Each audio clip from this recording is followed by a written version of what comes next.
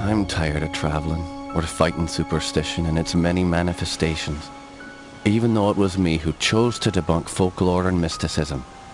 Little did I know I'd end up being labelled as Patrick Galloway, the man with endless occult knowledge. Before I knew it, people all over the world paid me to investigate all kinds of weird things. As long as they paid me, I'd look into it. Funny thing though, the more I saw, the more I believe there are forces beyond our control. Creatures not explainable in any human terms. Things that make my skin crawl. I fled from Ireland and hung around Paris and London with no real purpose till the Great War started. I joined a special unit whose job it was to squelch the fears of the superstitious farm boys who made up the fighting ranks. The Trasanti were the biggest pains. The commanding officer, Jeremiah Covenant, led our unit on a hunt for their camp. We were ambushed. They came streaming out of the woods, waving swords and howling like banshees. I saw their leader holding a strange stone over his head, yelling weird words in a strange tongue. And just when he was gonna pull the trigger, he glared right at me.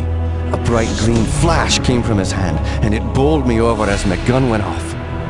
I woke up in a hospital bed with severe burns. They told me Jeremiah and the unit had gone on without me, but he'd given me the shaman stone to keep.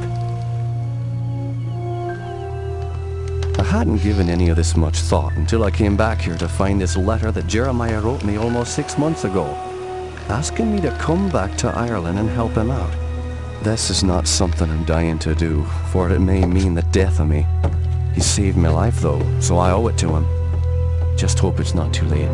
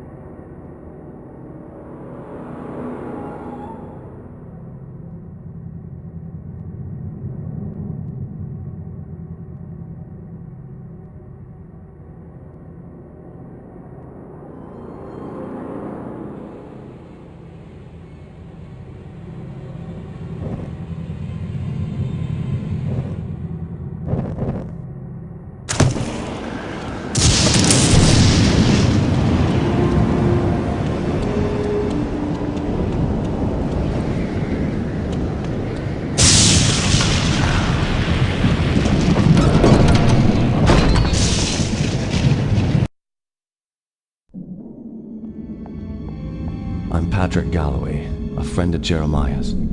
Sorry it took me so long to get here. His letter said it was most urgent. Jeremiah was beginning to think that the letter never arrived in your hands. He's been quite anxious to see you. We've all been quite worried. Jeremiah's now bedridden. Follow me and I'll show you to his living quarters.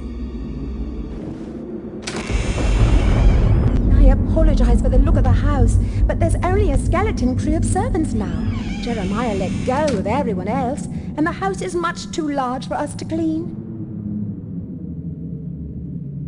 Because we've lost electricity to most parts of the house, we can only maintain the living quarters.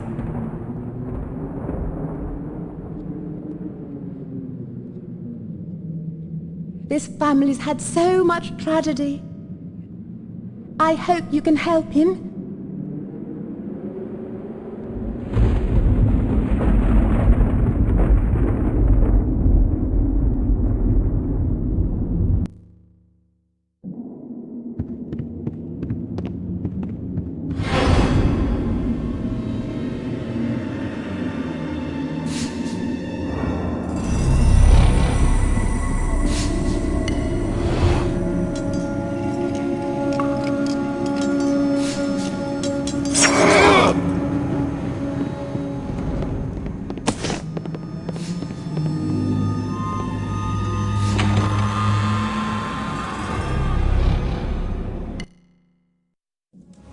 Patrick, you made it.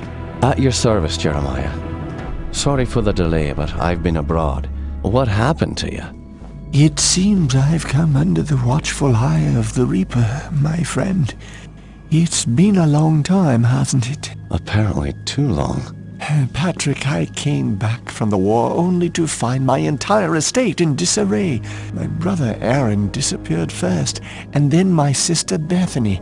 My declining health is a result of an old war wound, and unfortunately, the symptoms are irreversible. I didn't summon you here to watch me die. I need your help. Anything I can do. Just name it. Strange events began happening around the manor. After thinning out my staff, they ransacked my estate, taking whatever they could carry. The rest of the help was quick to follow, as they feared rumors of my family's curse. I can't help but think it's more than a coincidence that strange happenings have increased since I've been back from the war. I want to get to the bottom of this, but I'm just too weak to investigate it myself. I'm relying on you to step in for me. Of course, Jeremiah. The only reason I risk coming back here is to assist you however I can. My thanks to you, Patrick. What the hell is that? Sounds like it came from downstairs. I'll check it out. Lock the door behind me.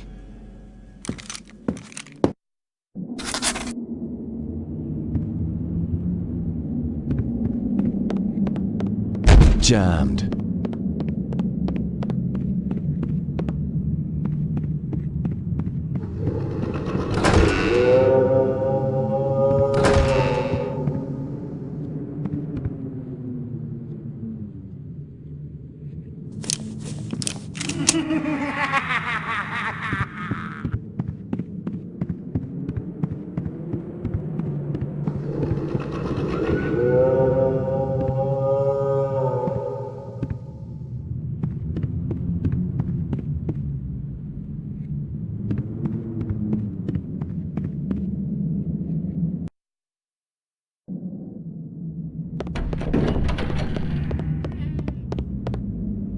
Jammed.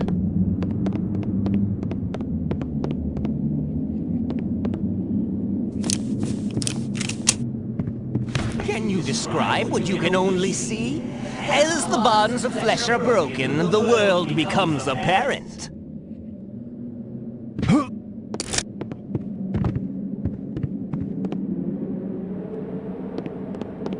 Won't budge.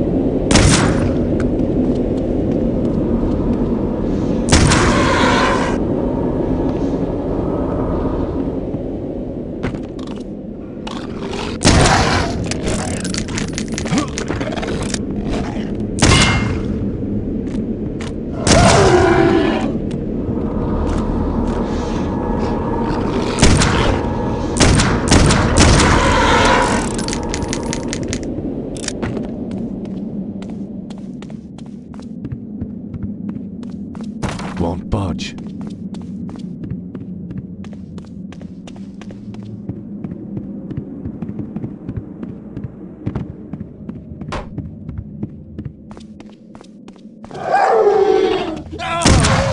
Help me, Patrick!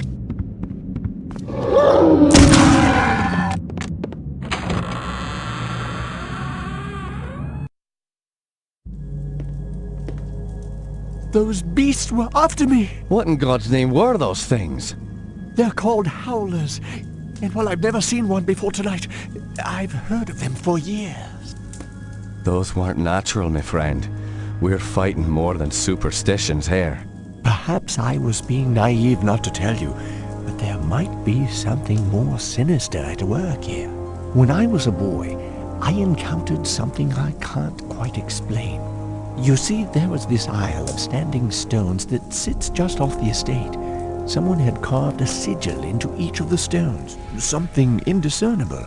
Father had many books on the occult, one of which contained a sketch of that very symbol. I took my brothers and sisters out to the island and read from my father's book.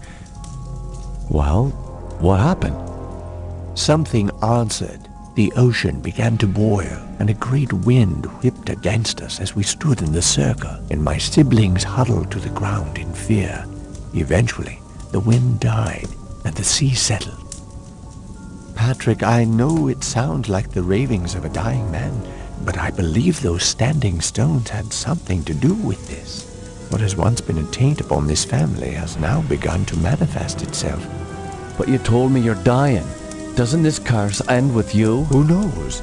My brothers and sisters are dead, but I don't think they're really gone. I've heard some servants whispering. They think they've seen Lisbeth on the estate. My family has come for me. I sense them, Patrick. By now, you and I know the supernatural exists. You saw the howlers. And what about our encounters with the Tersante during the war?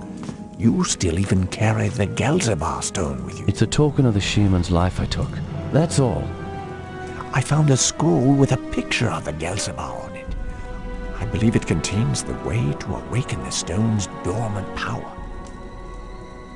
Very well. Let me study this scroll overnight, and I'll see what I can do in the morning.